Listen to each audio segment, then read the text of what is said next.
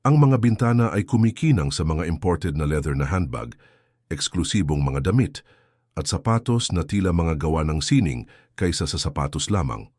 Ang ambience ng designer store ay isang universo ng hindi naa-access na karangyaan kung saan ang bawat detalye ay nagpapakita ng pagiging eksklusibo. Sa ganitong setting na pumasok ang isang simpleng itim na babae na may matatag na tindig ngunit mahinhin ang pananamit. Ang kanyang hitsura ay hindi isang pag-usisa ngunit ng tunay na pagnanais. Gusto niyang bumili ng isang bagay para sa kanyang sarili, isang bagay na kumakatawan sa tagumpay, pagsisikap, isang gantimpala para sa mga taon ng tahimik na paggawa. Ngunit ang dapat sana ay isang sandali ng katuparan ay mabilis na nauwi sa isang bangungot ng paghamak. Habang naglalakad siya sa pagitan ng mga istante, dinadama ang bigat ng mga mapanghusgang titig. Isang matikas na katulong ang lumapit, hindi para mag-alok ng tulong, kundi para magpakita ng kayabangan. Ang kanyang ngiti ay nagtatago ng kamandag. Ang mga salitang lumabas sa kanyang bibig ay kasing talas ng isang talim. Ang lugar na ito ay hindi para sa iyo. Parang nagyelo ang eksena. Ang ilang mga customer na may hawak na mararangyang mga bag ay sumulyap sa mga sulok. Nagbubulungan sa isa't isa na may maingat na hagikgik. Napalunok ang itim na babae, hinawakan ang kanyang suot na pitaka sa kanyang dibdib, ngunit hindi siya umatras. Ang katahimikan na pinananatili niya ay mas malakas kaysa sa anumang insulto, ngunit ang kahihiyan ay lumago sa harap ng hindi nakikitang madla na nagtitipon sa kanyang paligid. The attendant, realizing she was the other's attention, raised her voice. Dapat kang maghanap ng mas murang mga tindahan, bagay na nababagay sa iyong level. Kumalat sa buong silid ang pigil na tawa, ngunit bago pa makapag-react ang babae, bumukas ang salamin na pinto ng tindahan. Pumasok ang isang lalaking naka-impeccable suit, seryoso ang tingin, at dire-diretsyong naglakad papunta sa kanya. Umalingaw-ngaw ang click ng heels sa makintab na sahig, at biglang nagbago ang hangin. Kung ano ang mangyayari, ay mamamatay ang bawat isa sa mga tawa na iyon sa kanilang lalamunan. Kung naramdaman mo ang kapangyarihan ng kwentong ito sa mga unang sandali, isipin kung ano ang darating. Bawat detalye ay may twist, bawat katahimikan ay nagtatago ng bigat. Samantalahin ang pagkakataong mag-like at mag-subscribe sa channel para magkasama kayong maglakbay hanggang sa dulo ng salaysay na ito kung saan laging ipinapakita ng tadhana ang mukha nito. Ang ningning ng mga bintana ng tindahan ay kumikinang sa ilalim ng malamig na puting ilaw ng tindahan ng disenyo. Ang mga handbag na nakadisplay na parang mga alahas, ang mga damit sa velvet hanger, ang mga sapatos na nakaayos sa mga glass pedestal, lahat ng bagay ay tila nabibilang sa isang daigdig na hindi mahawakan na nakalaan lamang para sa mga may kayang bilhin ito nang hindi tinitingnan ang presyo. Doon ay nagparada ang mga pamilyar na mukha, mga anak ng mga negosyante, mga asawa ng mga politiko, mga influencer, gamit ang kanilang mga discreet camera. At sa maalinsangang araw na iyon sa Pilipinas, mismong sa eksklusibong teritoryong ito, ay lumitaw ang isang kapansin-pansing figura. Isa siyang itim na babae na nasa edad 50 anyos, simple lang ang suot ngunit tuwid na tindig. Nakasuot siya ng mapusyaw na kulay na blouse na may edad na, pantalon na nagtaksil sa mga taon ng paggamit at komportabling sapatos sa kanyang mga paa walang partikular na kapansin-pansin. Ngunit ang kanyang mga mata ay mayroong isang bagay na mas kumikinang kaysa anumang alahas na ipinapakita. Ang determinasyon ng isang taong nagtiis ng ilang dekada ng pakikibaka at ang pagnanais na mag-ukit ng sandali para sa kanyang sarili. Pumasok siya ng hindi nagmamadali, huminga ng malalim, pilit na pinipigilan ang kaba. Wala siya doon para window shop, nandoon siya para bumili. Ang mga unang sulyap ay dumating halos kaagad. Ang isang mag-asawang nakaupo malapit sa counter ay nagtaas ng kanilang mga kilay na tila ang kanyang presensya ay isang aksidente. Isang batang blonde na babae na nakahawak sa isang mamahaling handbag ay may ibinulong sa tenga ng kanyang kaibigan na nagdulot ng isang mahinang tawa. Ngunit nanatiling panay ang tingin ng babae, hindi pinapansin ang hindi nakikitang mga paghatol na nagsisimula ng lumabas. Naglakad siya papunta sa isang istante, dahan-dahang ipinasok ang kanyang kamay sa isang brown na leather bag. Dinadama ang texture, ang bigat ng isang bagay na para sa marami ay isang luho lamang, ngunit para sa kanya ay kumakatawan sa pananakop. Noon ay lumitaw ang katulong. Bata, matangkad, may hindi nagkakamali na uniforme at nakapraktis ng ngiti, ngunit may malamig na kislap sa kanyang mga mata. Lumapit siya ng may sukat na mga hakbang, bahagyang iniling ang kanyang ulo at sinabi sa matamis ngunit nakakalason na tono, "Maaari ba kitang tulungan, ginang?" Magalang na ngumiti ang itim na babae, mahinahong tumugon, "Oo, gusto kong makita ang bag na iyan, pakiusap." Tiningnan ng attendant ang gamit, pagkatapos ay ang simpleng damit ng customer at nagpakawala ng pigil na tawa. Ang bag na iyon ay nagkakahalaga ng higit sa 3 buwan ng sweldo ng karamihan sa mga tao. Sabi niya, halos pabulong ngunit sapat na malakas upang marinig ng mga nasa malapit. Ang komento ay hindi napapansin. Nagkatinginan ang dalawang malapit na customer, nakangiti. Ang kahihiyan ay hindi na isang pag-uusap lamang. Ito ay isang panoorin. Gayunpaman napanatili ng babae ang kanyang dignidad. Ang kanyang katahimikan ay isang kalasag, ngunit sa loob lumubog ang kanyang puso. Ito ay hindi lamang tungkol sa pagbili ng isang bag. Ito ay tungkol sa paggigiit na siya rin ay may karapatan na naroroon na payagan ang sarili sa isang bagay na higit sa kaligtasan. Ngunit ang katulong nang walang nakitang reaksyon ay nagpasya na pumunta pa. Marahil mas gusto mo ang isang bagay na mas abot kaya. Mayroon kaming mas maliliit na wallet, ngunit kahit na ang mga ito ay maaring masyadong mahal. Ang parirala ay inihatid ng isang ngiti na may halong panunuya at kataasan. Ang hindi nakikitang madla na binubuo ng mausisa na mga mata ay nagsimulang kumain sa eksena. At sa sandaling iyon, sa gitna ng tindahan ng taga-disenyo, ang karangyaan ay tumigil na maging isang produkto lamang at naging sandata ng kahihiyan.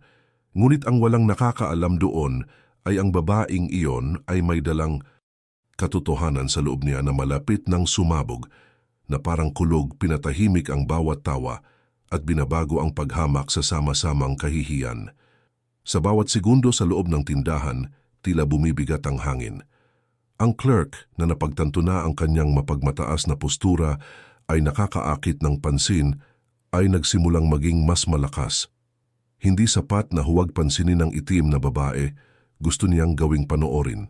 Ang kanyang mga kilos ay walis, kalkulado, na parabang ang bawat paggalaw ay bahagi ng isang malupit na kalukuhan na ginawa sa lahat ng mga customer.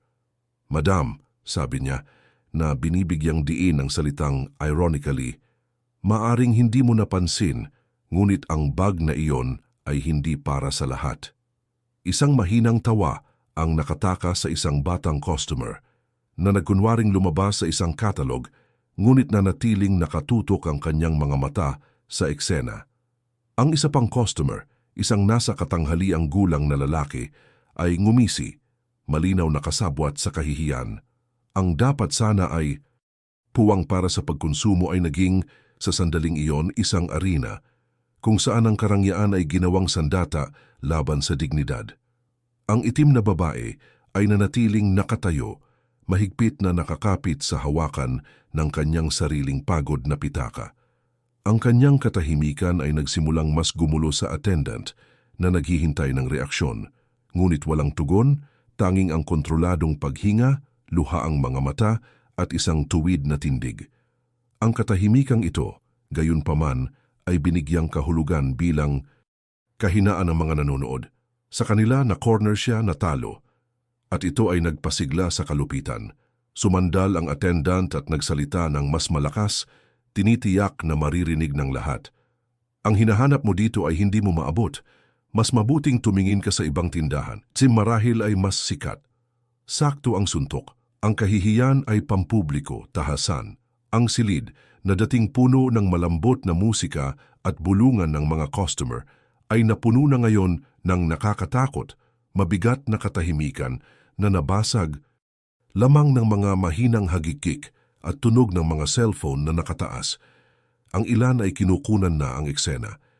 Hindi dahil gusto nilang tumulong, ngunit dahil ang kalupitan ay laging pumupukaw ng kuryosidad. Napapikit sandali ang babae, huminga ng malalim. Bawat salita ay parang kutsilyong tumutusok sa kanyang balat, ngunit hindi pa rin siya nagre-react. Hindi dahil sa tinanggap niya ito, kundi dahil alam niyang ang sagot niya, anuman iyon, ay gagamitin laban sa kanya. Ang kanyang dignidad, kung gayon ay lumalaban ng hindi nakayuko sa kanilang antas. Ngunit hindi tumigil ang katulong, lalong lumakas ang loob niya. Lumapit pa siya, itinuro ang sapatos ng babae at malakas na sinabi nang hindi itinatago ang kanyang paghamak. Ang mga ganitong uri ng tao ay iniisip na maaari silang pumasok dito dahil lamang sa bukas ang pinto. Umalingaw-ngaw ang komento. Nagtawanan ng ilang customer, napalingon ang iba dahil sa kahihiyan, ngunit walang namagitan. Ang itim na babae, gayunpaman ay hindi ibinaba ang kanyang ulo. Ang kanyang mga mata na ngayon ay panay ay nakasalubong sa katulong. Walang galit sa kanyang mga titig, ngunit isang bagay na mas malalim, ang tahimik na lakas ng isang taong nakayanan, ang bigat ng buhay at hindi madudurog ng kayabangan. At tiyak na ang hitsura na ito ang nagsimulang iikot ang tubig kahit na hindi mahahalata. Ang ilang mga customer na kanina pa tumatawa ay tumigil, hindi komportable. Ang iba na nakikita ang kalupitan na hayagang nakalantad ay hindi na mananatiling kasabwat. Nahati ang silid sa mga patuloy na nanonood at sa mga nagsimulang makatikim ng mapait na lasa ng paghamak ng iba. Ang walang nakakaalam ay ang katahimikan na iyon, ang matatag na titig na iyon, ay may dalang paghahayag na malapit ng sumabog. Isang katotohanang hindi lamang magpapatahimik sa tagapaglingkod, ngunit magpakailanman na magpapabago sa alaala ng hapong iyon sa tindahan ng mga disenyo. Ang kapaligiran sa tindahan ay hindi na pareho. Ang disguised na pagtawa na dati ay natural na ngayon ay tila pilit at hindi komportable. Ang titig ng itim na babae, matatag at tahimik, ay nagsimulang mabigat sa mga nagmamasid sa kanya.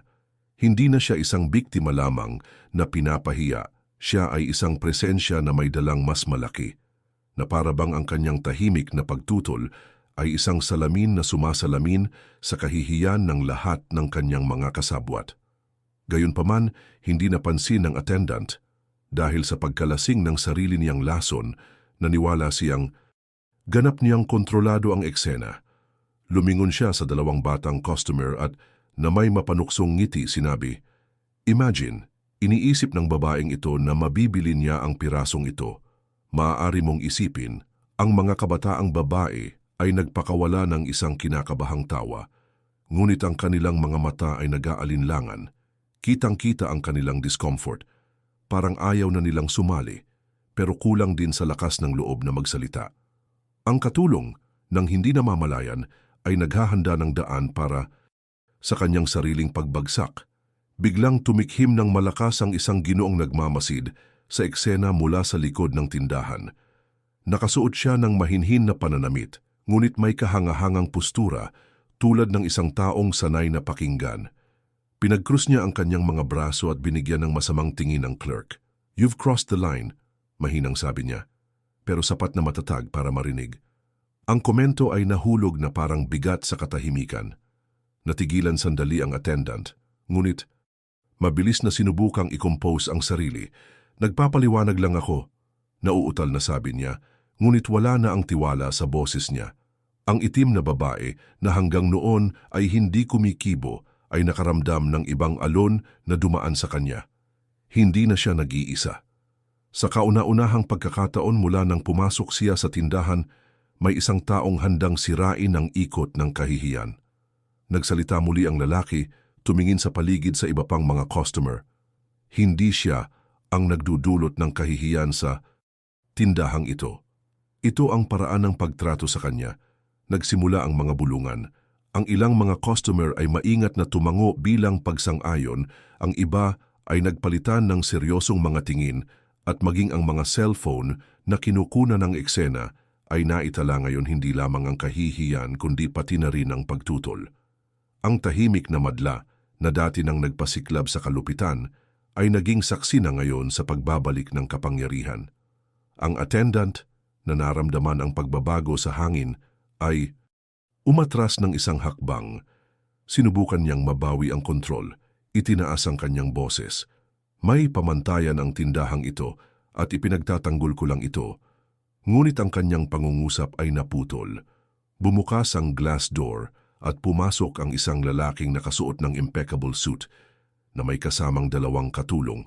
Ang tunog ng kanyang mga yabag ay umalingaw-ngaw sa makintab na sahig at lahat ng mga mata ay agad na napalingon sa kanya.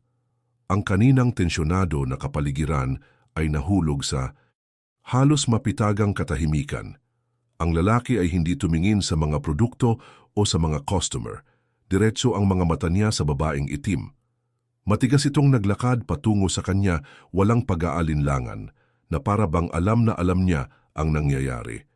Huminto siya sa tabi niya at na may magalang na kilos bahagyang hinawakan ang balikat niya. "Mom," aniya sa malinaw na boses na pinuputol ang mabigat na hangin sa silid. Ang epekto ay kaagad. Namutla ang clerk, namatay ang tawa sa kanyang lalamunan at nanginginig ang mga cellphone sa mga kamay ng mga kinukunan. Tumingala ang itim na babae, lumuha ang kanyang mga mata at isang nahihiyang ngiti ang nabuo sa kanyang mukha. Ang katahimikan sa tindahan ay hindi na isang paghamak, ngunit ng ganap na pagkabigla. Ang inaakala ng lahat ay isang manghihimasok lamang sa isang mundo ng karangyaan ay nagpahayag ng kanyang sarili sa sandaling iyon na maging ina ng tunay na may-ari ng eksenang iyon. Ang katahimikan na bumagsak sa tindahan pagkatapos ng salitang nanay ay tila nagdala ng bigat ng kulog, natigilan ng lahat. Namatay sa lalamunan ang halakhak na kanina pa umaalingaw-ngaw na parang malupit na manunood at maging ang mga cellphone na kumukuha ng pelikula ay nanginig sa kamay ng mga nagre-record. Ang clerk na pinapanatili pa rin ang kanyang mapagmataas na pose ay naramdaman ang kanyang mukha na nagiinit sa kahihiyan. Pinagmasdan ng kanyang mga tingin ang mga nakapaligid na mukha, ngunit nakita lamang niya ang mga ekspresyon ng pagtataka. Pagkatapos ay napako ang tingin sa lalaking nakasuot ng hindi nagkakamali na suit na ngayon ay nakatayo sa tabi ng babaeng itim. Siya ay bata pa, ngunit ang kanyang tindig ay nag-utos ng paggalang. Ang kanyang mga sapatos ay kumikinang na parang salamin, ang kanyang kurbata ay perpektong nakahanay, at ang mga katulong sa kanyang paligid ay nanatiling maingat tulad ng mga tahimik na sundalo. Ngunit ang pinakamahalagang detalye ay ang paraan ng reaksyon ng lahat ng empleyado ng tindahan kaagad sa kanyang presensya. Tumuwid sila, maingat na ibinaba ang kanilang mga ulo at nanatiling tahimik. Hindi nila kailangan ng mga salita upang makilala kung sino siya. Napalunok ng husto ang attendant. Bakas sa kanyang mapupungay na mata ang kanyang pagkagulat. Sa ilang segundo, ang kapangyarihan ay dumulas mula sa kanyang mga kamay na parang buhangin sa pamamagitan ng kanyang mga daliri. Hindi nagtaas ng boses ang lalaki, hindi gumawa ng eksena. Tiningnan lang niya ang kanyang ina ng magiliw at pagkatapos lumingon sa clerk, mahinahon niyang sinabi, "Ganyan ba ang pakikitungo mo sa aking ina?" Ang tanong, simple at direkta, ay nahulog tulad ng isang pangungusap. Namutla ang mukha ng attendant. Sinubukan niyang ngumiti, ngunit nanginginig ito, walang laman. "Sir, hindi ko alam." Bulong niya, basag ang boses, na para bang naghahanap ng dahilan. Hindi agad siya nakasagot. Hinayaan niyang mabigat ang katahimikan, kumalat ang kahihiyan sa buong silid. Ang mga costumer, na dating kasabwat sa kahihiyan, ngayon ay nanggigil. Nararamdaman ang bigat ng pagbaliktad. Ang madla, na noon ay nanonood bilang isang panoorin, ngayon ay nakasaksi ng isang tahimik na paghatol. Ang itim na babae sa kanyang bahagi ay nanatiling matatag. Nagtama ang luha niyang mga mata sa anak, ngunit wala siyang sinabi. Ang kanyang katahimikan ay mas malakas kaysa sa anumang paratang. Huminga siya ng malalim at Nakatingin pa rin sa empleyado, idinagdag, "Ang aking ina ay may higit na karapatan na narito kaysa sino man sa inyo." Ang mga salita ay umalingaw-ngaw sa tindahan na parang martilyo. Ibinaba ng clerk ang kanyang mga mata, hindi ito mahawakan. Natunaw ang kanyang mapagmataas na tindig sa harap ng lahat. Ang madla ay nanonood sa pagkabigla. Ang turnaround ay kumpleto na. Ang biktima na tila wala sa lugar ay nahayag na ngayon bilang isang taong hindi masusukat ang halaga. At habang lumalaki ang kahihiyan ng empleyado, ang dignidad ng itim na babae ay tumaas. Na parang isang beacon. Ang karangyaan na dating nangaapi ngayon ay nagsisilbi na lamang upang ipakita ang kahungkagan ng kayabangan. Ang nanatili sa silid ay ang pakiramdam na hindi lamang isang iskandalo ang kanilang nasaksihan, kundi isang aral na nakaukit magpakailanman. Ang tunay na halaga ay hindi nakasalalay sa pananamit o sa pera, kundi sa dignidad na nagtatagal hanggang wakas. Ang epekto ng salita, inaumalingaw-ngaw pa rin sa hangin habang nagsimulang magbago ang kapaligiran ng tindahan. Dati ang mga tingin ay puno ng panghuhusga, malupit na kuryosidad at pinipigilang pagtawa. Ngayon makikita sa bawat mukha ang pagkagulat, kahihiyan o kahihiyan na mahirap itago. Ang anak ng itim na babae, isang lalaking may matatag na paninindigan, malinaw na isang taong may impluensya, ay naroon at ang kanyang presensya lamang ay muling isinulat ang buong eksena. Ang bartender na minsang itinaas bilang simbolo ng kapangyarihan ay nakatayong paralisado, maputlang parang marmol. Ang kanyang mga mata ay lumibot mula sa gilid hanggang sa gilid. Naghahanap ng anumang suporta, ngunit walang mga kasabwat na natitira. Ang parehong mga customer na tumawa ngayon ay tumingin sa malayo, sinusubukang takasan ang pagkakasala ng pagiging bahagi ng tahimik na madla. Ang katahimikan, mabigat at ganap, ay nagtaksil sa ganap na pagbaligtad ng kapangyarihan. Isang batang babae na kinunan ang bahagi ng eksena ay nagsimulang maingat na ibaba ang kanyang telepono, na parang nahihiya na ginawang libangan ng sakit ng ibang tao. Ang isa pang customer na kanina ay nakangisi, ngayon ay nakatitig sa sahig, hindi napigilan ang kanyang tingin. Maging ang dalawang blonde na magkakaibigan na nagbulungan at nagtawanan noong una ay nagkatinginan, namumula ang mukha sa kahihiyan, na sana ay mawala na sila.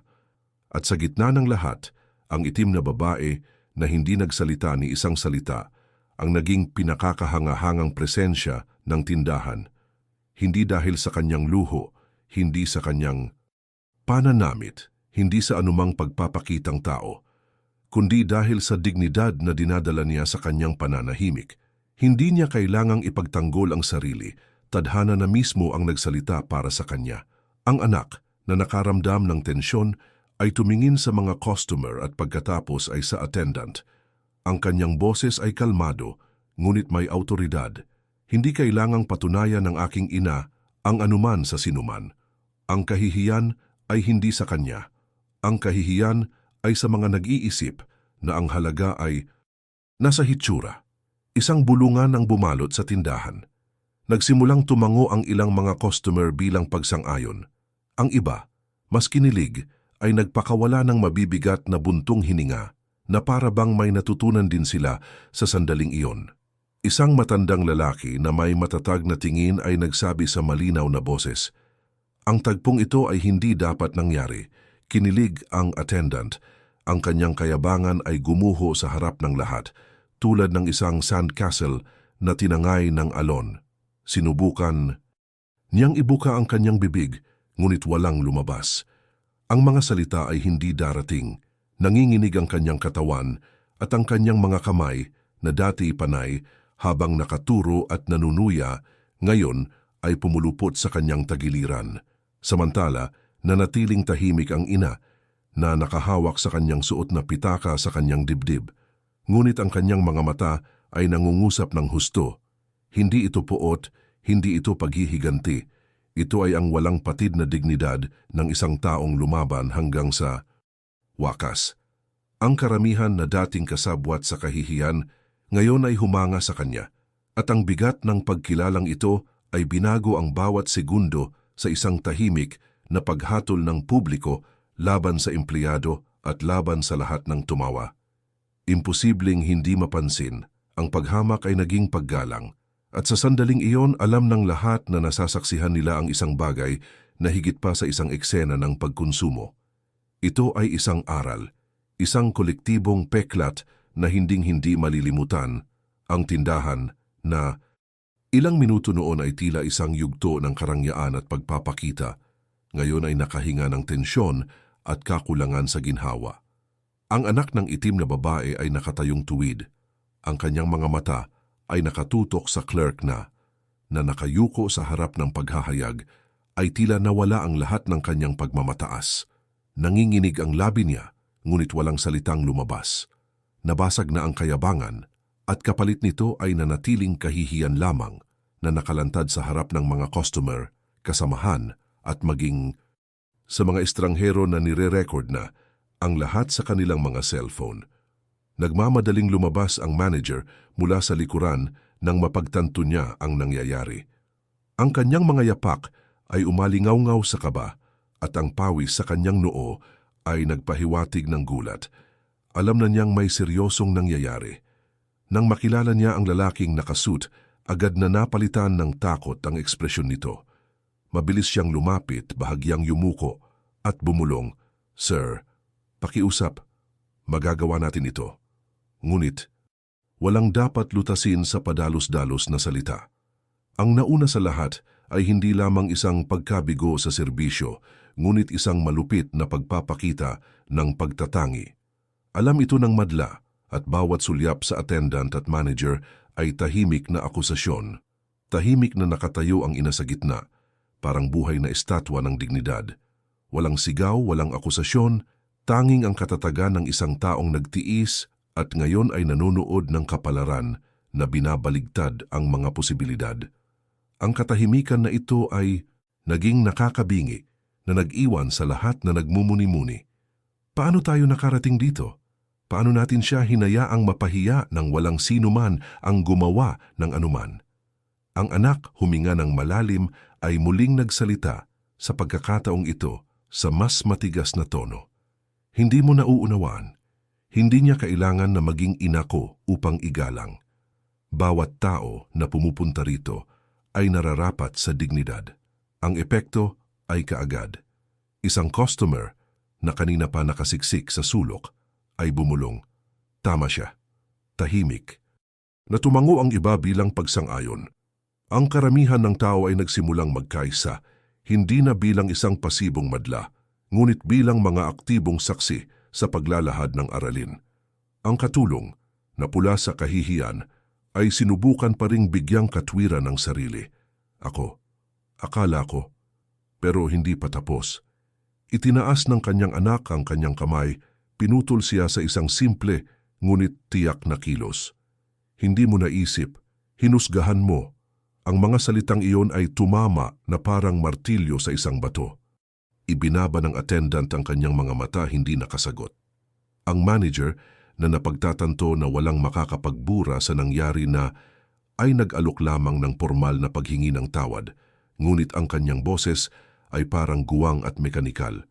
Samantala, ang itim na babae na nakataas ang ulo ay marahang pinasadahan ng kamay ang kanyang suot na pitaka.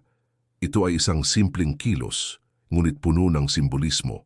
Hindi niya kailangan ng alinman sa mga produkto, sa mga istanteng iyon upang patunayan kung sino siya. Nanalo na siya hindi sa kayamanan kundi sa kapangyarihan ng katahimikan. Ang natitira ay malinaw sa lahat. Sa marangyang espasyong iyon, ang sumikat ay hindi pagpaparangal, kundi dangal. Sa loob ng ilang minuto, ang mga cellphone na dati ay nag-record lamang ng kahihiyan, ay nagpapadala na ng isang bagay na mas malaki. Ang mga larawan at video ng eksena ay kumalat sa social media bago pa man umalis ang itim na babae sa tindahan. Sa sandaling pumasok ang kanyang anak, tinawag siyang nanay at hinarap ang clerk ay naging viral, na nagpapakalat na may galit na mga caption. Ang pagtatangi ay nakalantad sa puso ng karangyaan. Ang dignidad na nagpapatahimik sa pagmamataas. Ang katahimikan ay mas malakas kaysa sa anumang salita. Ang backlash ay kaagad. Ang mga galit na komento ay dumami sa loob ng ilang oras. Ang mga taong hindi pa nakakapunta sa tindahan ay parang nandoon sila, sinasaksihan ng bawat segundo ng eksena. Itinampok ng ilan ang matatag na pananahimik ng babae bilang isang halimbawa ng lakas. Ang iba ay nanawagan para sa huwarang parusa, para sa clerk at sa manager. At ang iba pa ay nagtapat ng kanilang kahihiyan dahil sa pagkakaroon sa ilang mga punto sa kanilang buhay ay pasibong nasaksihan ang katulad na kawalang katarungan ng walang ginagawa. Kinaumagahan muling pinalabas ng mga programa sa telebisyon ang mga larawan. Binanggit ng mga eksperto ang nakatagong diskriminasyon, ang bangin sa pagitan ng hitsura at dignidad. Ang clerk, na dati ay nagpakita ng postura ng isang mayabang na hukom sa loob ng tindahan, ngayon ay naging simbolo ng lahat ng bagay na itinatakwil ng lipunan. Ang kanyang mukha ay gumanda sa mga screen, hindi na bilang isang eleganteng empleyado ng fashion designer, ngunit bilang isang halimbawa ng nakalantad na pagtatangi. Samantala, pinasimple ng babaeng itim ang kanyang buhay. Hindi siya humingi ng mga panayam o gumawa ng mga pahayag. Ngunit ang kanyang imahe na nakuha sa katahimikan na nakataas ang kanyang ulo ay naging mas malakas. Libu-libong mga mensahe ang nakarating sa kanya online. Pinasalamatan siya ng mga tao at sinabing ang kanyang paninindigan ay nagbigay inspirasyon sa lakas ng loob na harapin ang mga katulad na sitwasyon. Ang mga kababaihan sa lahat ng edad ay nakakita sa kanya ng isang salamin at patunay na ang dignidad ay hindi mabibili, ngunit sa halip ay dalhin sa loob. Sa kabilang banda, napunta sa krisis ang tindahan, bumaba ng husto ang benta, kumalat ang mga hashtag na nananawagan ng boycott. Respect is luxury. No to prejudice ang pangalan ng tatak na dating nauugnay sa pagiging eksklusibo, ngayon ay nadungisan ng kayabangan ng isang empleyado. Kahit na ang mga opisyal na pahayag at pampublikong paghingi ng tawad ay hindi sapat upang pigilan ang pag-aalsa ng galit, ang attendant na nakalantad at walang suporta ay natagpuan ng kanyang sarili na nakahiwalay. Ang mga katrabaho na dati ay pumalakpak sa kanya para sa kanyang matatag na paninindigan ay dumistansya na ngayon. Hindi na tumugon ang malalapit na kaibigan sa kanyang mga mensahe. Siya ay naging nakakalason, hindi ginusto. At ang higit na nagpaapekto sa kanya ay hindi ang mga epekto mismo, ngunit ang katotohanan na ang lahat ay nagsimula sa isang kilos na pinaniniwalaan niyang karaniwan. Ang pagtingin sa isang tao at pagpapasya na hindi sila karapat-dapat sa paggalang, samantala ang itim na babae ay nagpatuloy sa kanyang gawain. Ang kanyang katahimikan ay nananatiling pinakamalakas na sandata niya. At hindi sinasadya, siya ay naging isang simbolo ng isang bagay na mas malaki kaysa sa isang episode. Ang mga araw ay naging linggo, ngunit ang echo ng eksenang iyon sa designer store ay nagpatuloy ng walang tigil.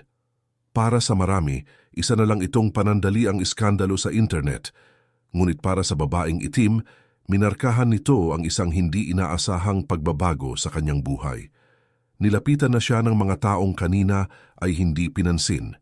Sinulat ng mga estranghero ang kanyang mga mensahe ng suporta na nagpapasalamat sa kanyang lakas na ipinakita niya.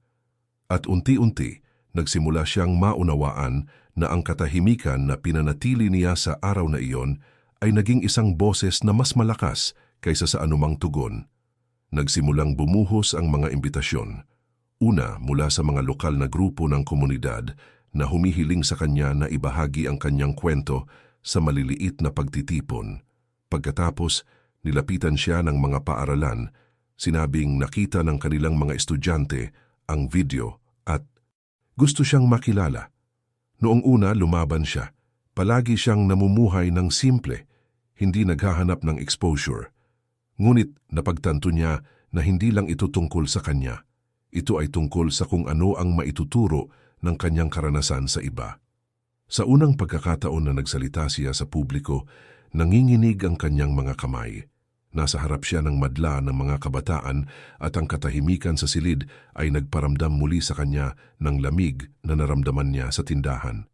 Ngunit nang magsimula siyang magsalita, walang na-rehearse na pananalita o mabulaklak na parirala, sinabi niya lang ang totoo. Ikinuwento niya kung paano siya pumasok para bumili ng isang bagay gamit ang sarili niyang pagsusumikap, kung paano siya hinatulan at napahiya, at kung paano siya nagpasya na huwag ibaba ang sarili, kahit na ang lahat sa paligid niya ay itinutulak siya sa lupa. Ang mga simpleng salita ay umalingaw-ngaw ng malalim. Marami ang umiyak, ang iba ay nagbigay ng standing ovation. Sinabi ng mga guro na hindi nila malilimutan ang araw na iyon dahil nakita nila ang isang bagay na bihira sa kanilang mga mag-aaral, taos-pusong pagninilay sa halaga ng dignidad. Sa paglipas ng panahon, dumating sa kanya ang mga bagong imbitasyon. Ang mga organisasyon ng karapatang pantao, mga asosasyon ng kababaihan, maging ang mga kumpanyang naghahangad na muling suriin ang kanilang mga kasanayan sa serbisyo sa customer ay nag-imbita sa kanya na magsalita. Hindi niya kailanman nakita ang sarili bilang tagapagsalita o aktivista, ngunit naunawaan niya na may kapangyarihan ng kanyang patotoo. Hindi ito tungkol sa katanyagan, ito ay tungkol sa pagpapakita na ang dignidad ay hindi mabibili o maaalis. Samantala, nawala na sa media ang blonde na milyonaryo na minsang nanguyam sa kanya. Ang kanyang katahimikan ay isang malupit na kaibahan sa boses na ngayon ay lumalabas mula sa biktima. Parang binaliktad ng tadhana ang mga talahanayan. Ang kayabangan ay pinatahimik, habang ang kababaang loob ay nakakuha ng lakas na magsalita sa mundo. At sa gitna ng lahat ng ito, nagmature ang itim na babae. Hindi ko na nakita ang hapong iyon bilang sakit lamang, ngunit bilang isang punto ng pagbabago. Natuklasan niya na minsan inilalagay tayo ng buhay sa mga sitwasyon ng kawalan ng katarungan, hindi lamang para saktan tayo, kundi para ibunyag tayo. At iyon mismo ang nangyari sa kanya. Isang paghahayag. Natuklasan niya na, kahit sa katahimikan, dinala niya sa kanyang sarili ang lakas upang magbigay ng inspirasyon sa libo-libo. Sa pagtatapos ng bawat pagpupulong kung saan sinabi niya ang kanyang kwento, palagi siyang nag-iiwan ng pangungusap. Huwag na huwag mong hayaang may magsabi sa iyo na hindi ka kabilang. Ang halaga mo ay wala sa suot mo, kundi sa kung ano ang dala mo sa puso mo. At sa tuwing sasabihin niya ito, naiintindihan niya na ang kanyang peklat ay naging isang tanglaw. Lumipas ang mga buwan mula noong eksenang nag-alab sa internet at nagpabago ng tuluyan sa buhay ng itim na babae. Hindi na siya isang anonymous figure na pinahiya sa isang designer store. Siya ay naging isang sanggunian, isang inspirasyon, isang tinig ng dignidad. Ang kanyang pagiging simple ay nanatiling pareho, ngunit ngayon ay may kakaibang kislap sa kanyang mga mata na para bang sigurado siyang sulit ang paglaban. Isang araw bumalik siya sa parehong mall kung saan nangyari ang lahat. Hindi para buhayin ang sakit, ngunit upang bisitahin ang isang bagong tindahan ng komunidad na nagbukas. Ang resulta ng isang paggalaw na nakatulong sa kanyang kwento na magbigay ng inspirasyon. Naglakad siya sa mga pasilyo, binabati ang mga taong nakakakilala sa kanya, nang biglang nakita niya ang isang eksena na nagpabagal ng oras. Doon, nakaupo sa isang bench malapit sa pasukan, ang katulong na minsan nang nagpahiya sa kanya. Wala na ang kanyang mga designer na damit. Sa halip, nagsuot siya ng mga simpleng piraso. Ang kanyang buhok ay nagmamadaling itinali pabalik. At ang kanyang mga mata ay may matinding pagod. May hawak siyang maliit na bag, tumingin-tingin sa paligid na parang sinusubukang itago sa mundo. Nang mapansin niya kung sino ang papalapit ay namutla siya. Agad na bumalatay sa mukha niya ang kahihiyan at nanginginig ang mga labi niya na para bang gusto niyang humingi ng tawad, pero ayaw dumating ng boses niya. Huminto ang itim na babae sa kanyang harapan. Mabigat ang katahimikan na bumagsak, ngunit iba sa naranasan niya buwan na nakalipas. Ngayon, walang audience, walang kamera, dalawang babae lang ang nakaharap sa isang nakaraan na nagbuklod sa kanila. Ibinaba ng attendant ang kanyang mga mata, hindi napigilan ang kanyang tingin. Lahat ng tungkol sa kanya ay sumisigaw ng panghihinayang at kahinaan. At pagkatapos ay nangyari ang simbolikong turnaround. Huminga lang ng malalim ang babae na maaaring gumanti ng masasakit na salita. Hindi siya tumingin sa kanyang dating nagpapahiya ngunit may habag. At sa isang simpleng kilos, ipinatong niya ang kanyang kamay sa kanyang balikat.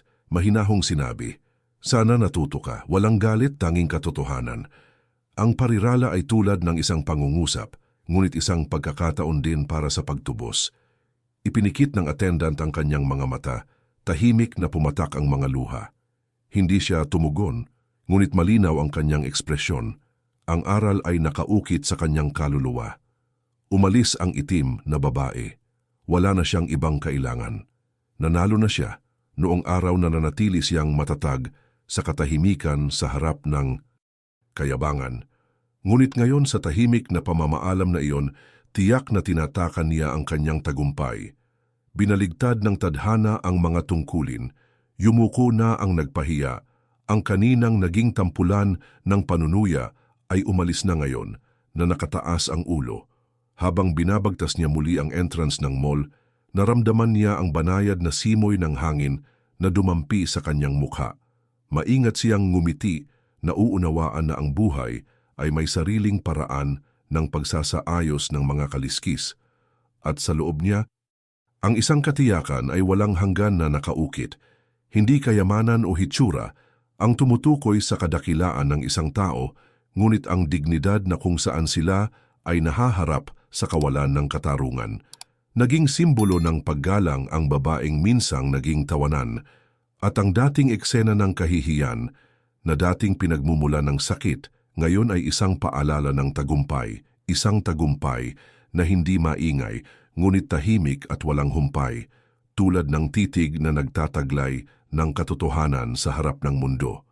Kung naantig ang iyong puso sa kwentong ito, mag-iwan ng like at mag-subscribe para sa higit pang mga kwentong tulad nito.